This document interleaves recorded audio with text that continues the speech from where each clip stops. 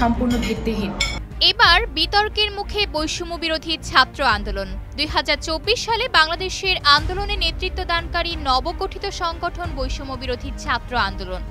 তবে বাংলাদেশের সাধারণ শিক্ষার্থীদের সমন্বয়ে গঠিত এই সংগঠন হাসিনা পতনের পর থেকে বিভিন্ন সময়ে শিক্ষার্থীদের কারণেই নানা বিতর্কের মুখে পড়েছে।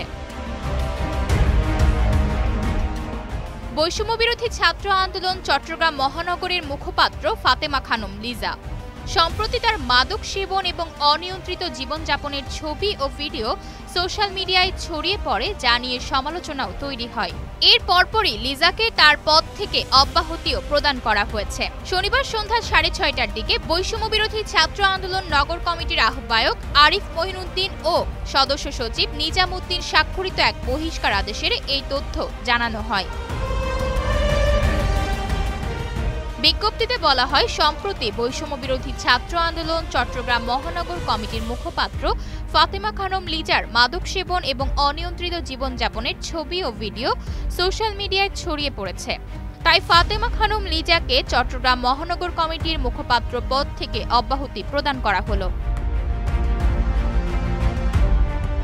এর পরপরই শনিবার রাতে ভিডিও বার্তায় ফাতেমা খানম লিজা বলেন, আজ বৈষম্য বিরোধী ছাত্র আন্দোলন চট্টগ্রাম নগর আহ্বায়ক আরিফ মঈনুদ্দিন এবং সদস্য সচিব নিজামুদ্দিন তার বিরুদ্ধে যেই দুটি অভিযোগ এনেছে, প্রথমত তিনি মাদক সেবনকারী, দ্বিতীয়টি হচ্ছে অনিয়ন্ত্রিত জীবনযাপন। তিনি হুঁশিয়ারি দিয়ে বলেন, যদি আগামী 2 ঘন্টার মধ্যে তারা এর কোনো যথাযথ প্রমাণ দিতে না পারে, তাহলে আমি অবশ্যই এটার একটা ব্যবস্থা নিব।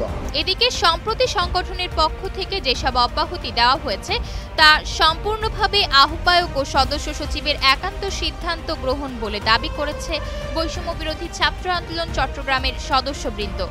বৈষম্য বিরোধী ছাত্র আন্দোলন চট্টগ্রাম মহানগর কখনোই একক নেতৃত্বে বিশ্বাস করে না বলেও জানানো হয়। উল্লেখ্য, 2024 সালের 1 জুলাই সংগঠনটি সৃষ্টি হয়।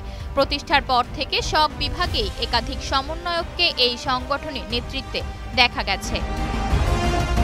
আয়েশা অর্থী, নিউজ ডেস্ক, গ্লোবাল টেলিভিশন।